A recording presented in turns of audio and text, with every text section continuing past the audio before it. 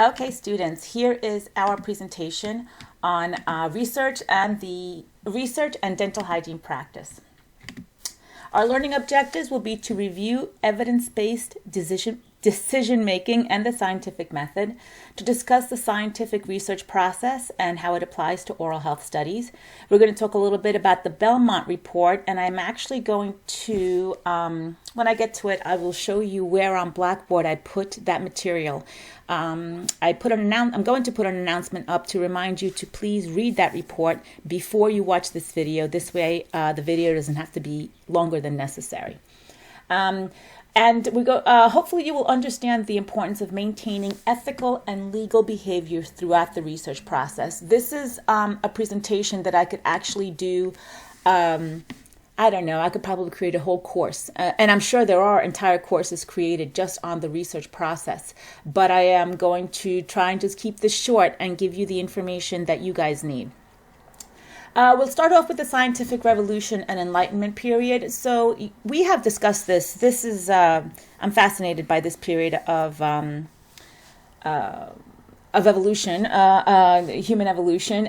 This was a scientific revolution occurred in Europe. I'm going to say somewhere around mid-1500s all the way through to 1800s. Maybe not the 1800s. Yeah, the 1800s. And this happened in Europe. And this was a period of time when people really started to connect the phenomena that they saw, the things that they saw. They wanted proof for it, and they wanted to prove the things that they saw. Prior to this, there was a focus on gods and goddesses and praying, and there was really not a focus on figuring out, let's just talk about the human body, figuring out the human body and trying to understand why the human body acts the way that it does, say. But the scientific revolution obviously covered all aspects of science. As a matter of fact, astronomy was a huge part of the scientific revolution. And what they did was they created science. This is how science was created. And part of the scientific revolution involved creating this process that we call the scientific method. Prior to this time, there was no systematic way of proving a hypothesis. A hypothesis did not even exist. So what the scientific method is giving us is a systematic way. Systematic means that there's a step 1, step 2, step 3, step 4 of how we're going to move forward in proving a hypothesis. Okay, and you all have a good enough background in biology and chemistry to, this should serve as a bit of a review for you. Because you did have bio and chem and you had labs in both of them, so you should understand the process of, you should understand the scientific method. So of course we have an observation, and I create a hypothesis for whatever observation it is that I have.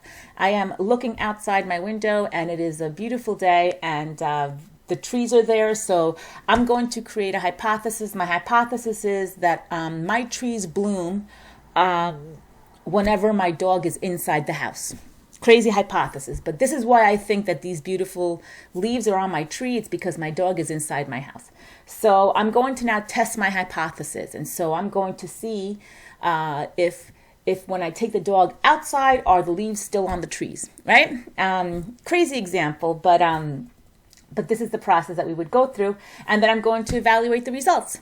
And finally, the last part of the scientific method is really to, based on the results that I get, I'm either going to create a new hypothesis or I'm going to create more predictions, and I'm going to keep that process going. This is probably my favorite part of science, is that it is meant to improve our understanding of our physical universe, and then people have really adapted this to even include metaphysical phenomena that we see, things that we see. Everything is really following the scientific method.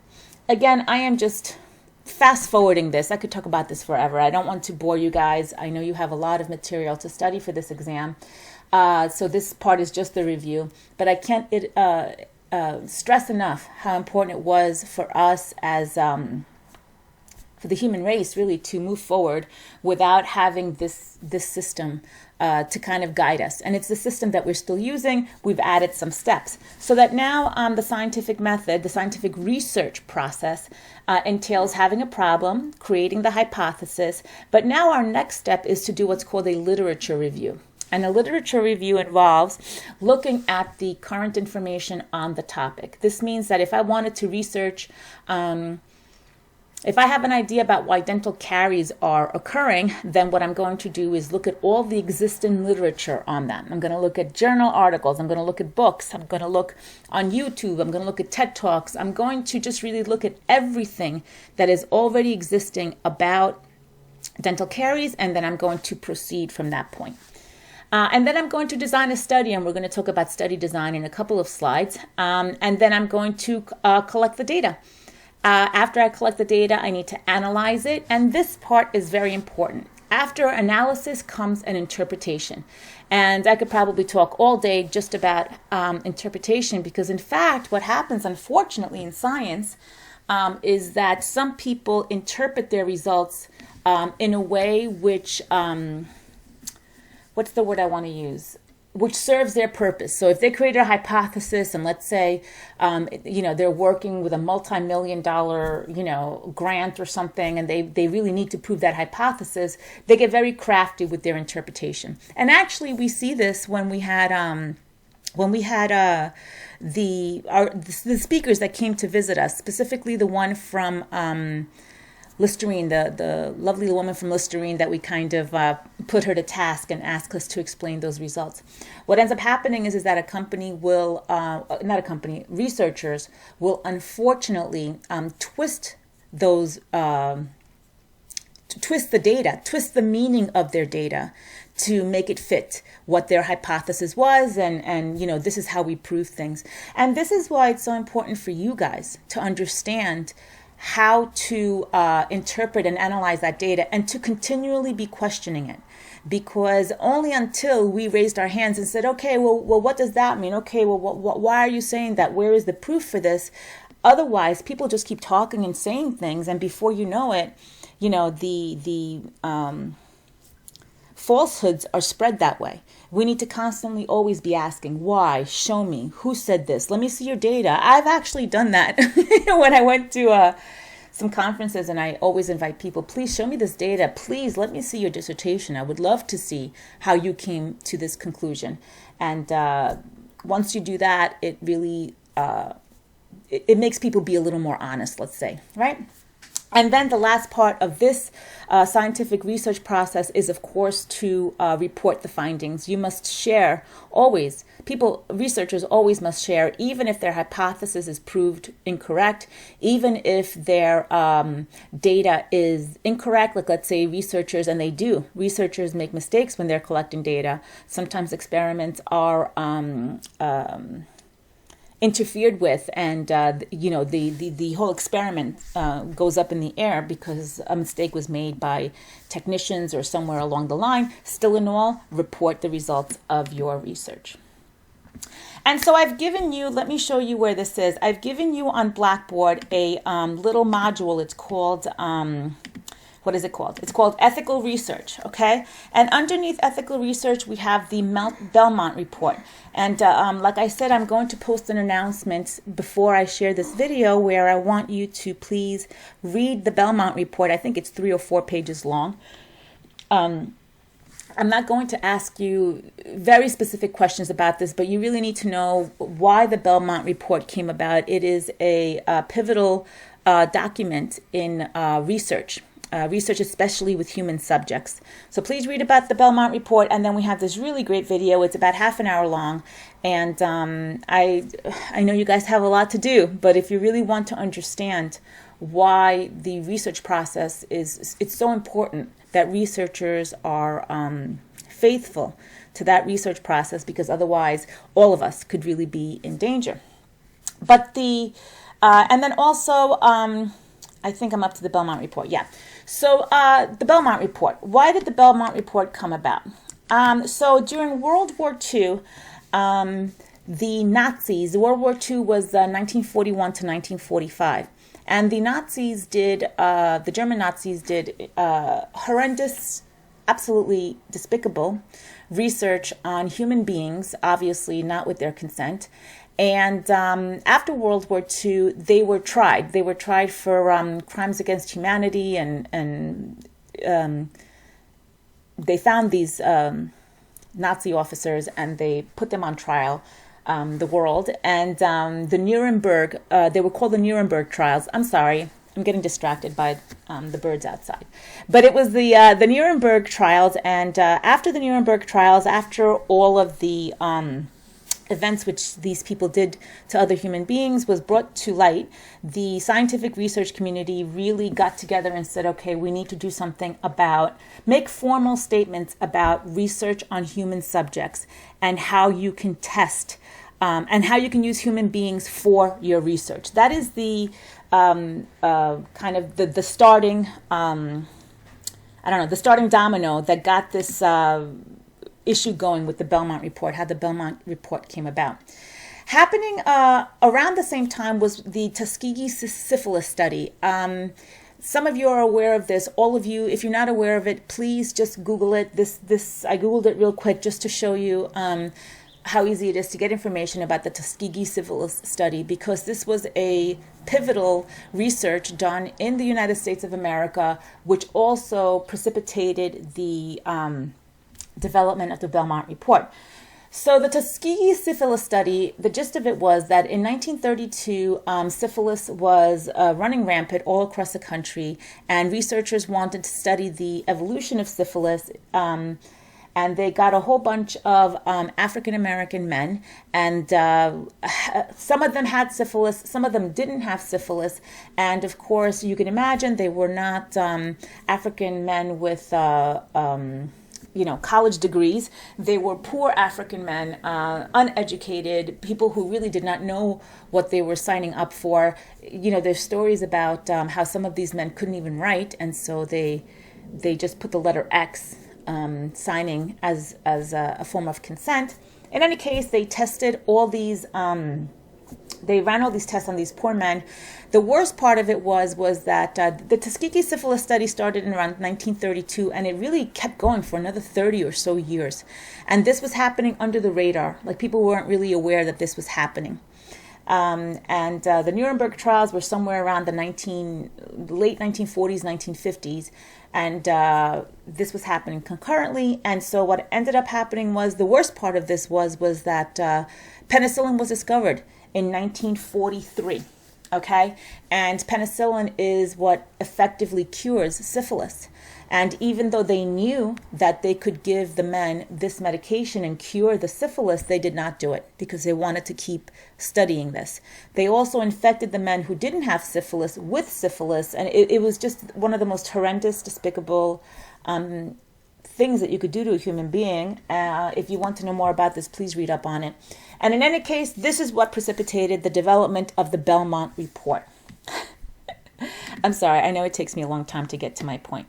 And so the Belmont Report is a statement of basic ethical principles and guidelines that should assist in resolving the ethical problems that surround the conduct of research with human subjects. Okay, human subjects research is obviously research that is conducted on human subjects.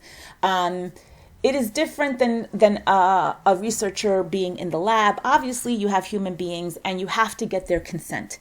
And prior to this year, I used to have a whole project that the students used to have to do about understanding what basic human subjects research is. It's a huge enterprise, and because the students complained so much about it because it was such a big deal that I made them do. I'm not making students do it anymore, but you really must know that process of conducting research on human subjects is extremely, at this point in the evolution, is extremely complicated. And the reason for this is because people, because of the atrocities that were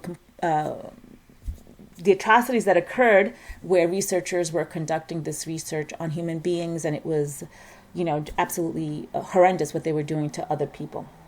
And so here in the United States, we see the creation of the Belmont Report, okay? And the Belmont Report came out in 1976. Again, it was preceded by the Nuremberg Code. The Nuremberg Code was a series of, I believe it's 10 research principles that researchers would have to follow if they were going to conduct research on human subjects.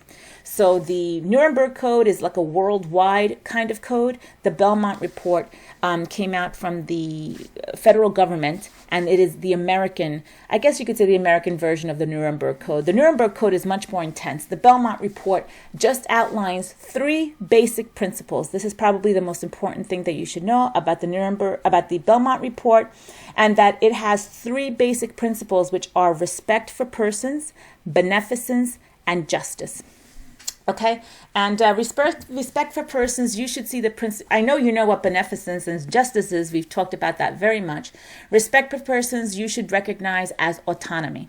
Okay, so now whenever anybody wants to do human subjects research, they must go through an extensive process of being certified, of being educated and being certified. I actually had to go through that training, and I had to do it every 3 years to keep up with it. And it's about like a 3-hour training thing, and you just have to know all the specifics of working with human subjects. So, what is research? Research is a systematic investigation, including research development, testing, and evaluation designed to develop or contribute to generalizable knowledge. People are doing research because they have a sincere and true desire to further the knowledge base on any specific topic. It's a very altruistic and very kind of, in my mind, honorable quest that researchers have. Human subject is a living individual about whom a researcher conducting research obtains the following: data through intervention or interaction with the individual, and identifiable private information. Oral health research refers to research methodology specifically aimed at improving oral health and the delivery of dental care. All right, so now let's talk about levels of evidence. And this is before I talk to you about how study design. Okay, when we talk about levels of evidence, we're talking about study design. I'm a researcher and I want to try and find results. I'm a researcher and I want to try to prove my hypothesis about something. So I need to create a study. What kind of study am I going to create? Well, there are a few different kinds of studies. The first is what's called in vitro research, and you're going to think of this very much as research in the lab. When we talk about specifically oral microbiology research, that's really usually in vitro research, and this is why we have so little information about the microbiota, the oral microbiota, is because it's very difficult to grow that bacteria in a lab setting. They exist in biofilms, and they really need each other in order for us to test them. Next on the bottom, and so actually let me explain something to you. This is the research pyramid. A lot of people call this the research pyramid. And at the very bottom of the research is the least credible evidence. Okay, so when you're reading a study or when you're looking at proof that somebody is providing to you, the least credible proof, the least reliable proof, the proof that's giving you the least strength of evidence is in vitro research. Okay, and as we go up the pyramid, we get better and better study designs that are more trustworthy. Think of it that way. The higher up the pyramid we get, the more trustworthy the evidence that we are looking at. Next up after in vitro is animal research. And that's kind of self-explanatory. Next on the pyramid is expert opinion and textbooks. And I love that, sometimes maybe I would want to put extra expert opinion at the bottom of the pyramid, because some of these quote unquote experts in dentistry are really laughable, if you ask me. But that's just my own opinion. On this pyramid, it appears as the next up. Case reports and series are, case report is when somebody publishes an interesting finding on a patient that they had. In dentistry, it can show up as, okay, I had a patient come in with a complex odontoma, and how do we treat that? Okay, or maybe for us in dental hygiene, we could definitely do a case report of let's see, a patient who comes in with periodontitis, and I decided to treat it by giving the patient green tea. Okay, that just popped into my head for some reason. So that means that I used one specific patient. That's called a case report.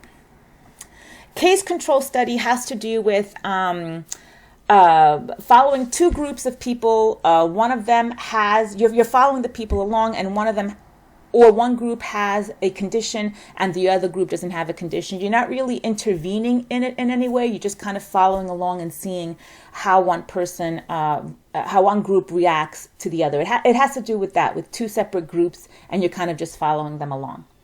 Cohort studies are the same kind of thing. You're taking an entire cohort of people and you're following them along many, many years. And these cohort studies are really spectacular. One of the cohort studies that just came out was that Harvard, it didn't just come out, it came out a few years ago. Harvard University created a cohort study, and it was 50 years old, and it had to do with measuring happiness. I'm going to find the link for that and put that up for you guys also. It was very, very interesting, and it had to do, and it followed people for like 50 years. So these people were like 70 years old. 5 years ago, they were like 70 years old, and they evaluated their levels of happiness, and they took the data that they had collected from 50 years to figure out, what led to happiness, what promoted these people, what promoted happiness in the people. It's a beautiful study. I could talk about that forever, but I won't. I'll put the link up to it if you want to read it. RCT stands for Randomized Clinical Trial. And randomized clinical trial, it is the gold standard. This is the best experiment that you can possibly do. And a randomized clinical trial, you have a control group and you have a study group, and you are giving an intervention, and you are seeing how that intervention is working. And you can have some randomized clinical trials that are absolutely spectacular, and then you can have some randomized clinical trials that are really not so good. And I even wonder how they got the funding to do that, because it'll show, in dentistry, it'll show that, chlorhexidine the use of chlorhexidine irrigation resulted in a 0.2 millimeter reduction in pocket depth, something that's completely unimportant, like 0.2 millimeters. How do you measure that? So you see some randomized control trials that are really spectacular. And then you see some of that really prove the hypothesis, right? Because we always start out with the hypothesis, and then you see some that are not so good. One thing about an RCT is that they are very expensive to do. Okay, generally RCTs, of course, are usually done on human beings.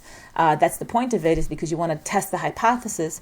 You have a really strong feeling that this is really going to affect people, and they're very expensive. And sometimes people drop out. There are like a lot of issues why randomized controlled trials are difficult to do, and why researchers kind of have to back away from doing a randomized controlled trial, because they just don't have the money to keep up with the research that needs to be done. So usually you will see randomized controlled trials unfortunately funded, by pharmaceutical companies, because guess what? They have tons of money.